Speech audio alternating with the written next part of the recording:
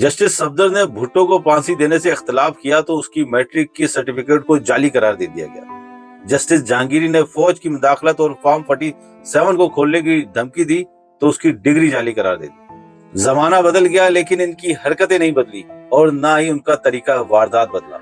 ना उनकी रस्म नहीं है और ना ही हमारी रिवायत नहीं है, ना ही उनकी हार नहीं है और ना ही हमारी जीत। एक एक करके अपने रास्ते के तमाम ईमानदार जजेस को हटाकर अपनी आईनी अदालतों से घटिया जजेस लगाने के बाद समझते हैं कि इससे बड़ी अदालत नहीं लग सकती। तुम्हारी हकीकत तो जस्टिस नसीम शाह ने सुना दी थी जब उसने अपनी अदालती कार्रवाई पर प्रेशर की वजह से भुट्टो को फांसी पर लटकाया था, और जिसने लटकाया उसको आपने मर्दे मोमिन मर्दे हक कहकर पुकारा, और आज आपकी वही अदालतें वही निजाम इस भुट्टो को अदालती शहीद कह रहा है। इससे बड़ा अजीबो गरीब मजाक हमसे कोई कर नहीं सकता कि एक तरफ तो ये सारा निजाम चलाने वाले बाजवा आज के निजाम के साथ बैठकर जश्न आजादी की परेड देखता है, और उसी बाजवा के हाथों जिसके साथ बुरा हुआ उस पर इस निजाम की जिम्मेदारी डालकर उसको कहते तनाई में रखा हुआ है। ये जुल्म है और सरासर जुल्म है।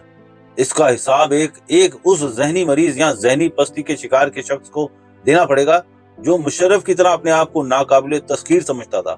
जितनी अहमियत जितनी इज्जत मुशर्रफ ने ली थी इतनी तो कभी तारीख और ना कभी हाल में किसी ने ली है। लेकिन फिर वो वक्त आया कि वही दुबई के एक गुमनाम अपार्टमेंट के छोटे से कमरे में एक अजीब सी बीमारी का शिकार हुआ और हजारों लोगों के खून का हिसाब दिए बगैर इस दुनिया से रुखसत हो गया। वैसे क्या अजब बात है कि इस मुल्क में जितने बड़े बड़े सियासतदान जिन पर इस मुल्क से गद्दारी के इल्जामात लगाए गए वो इसी मिट्टी में इसी सरजमीन पर अपनी जान दे गए, और कई ऐसे बला के मुहिब्बे वतन जो इस मुल्क से मोहब्बत के बड़े बड़े दावे करते थे उनकी आखिरी सांसें भी इस मुल्क के किसी गोशे को नसीब नहीं हुई।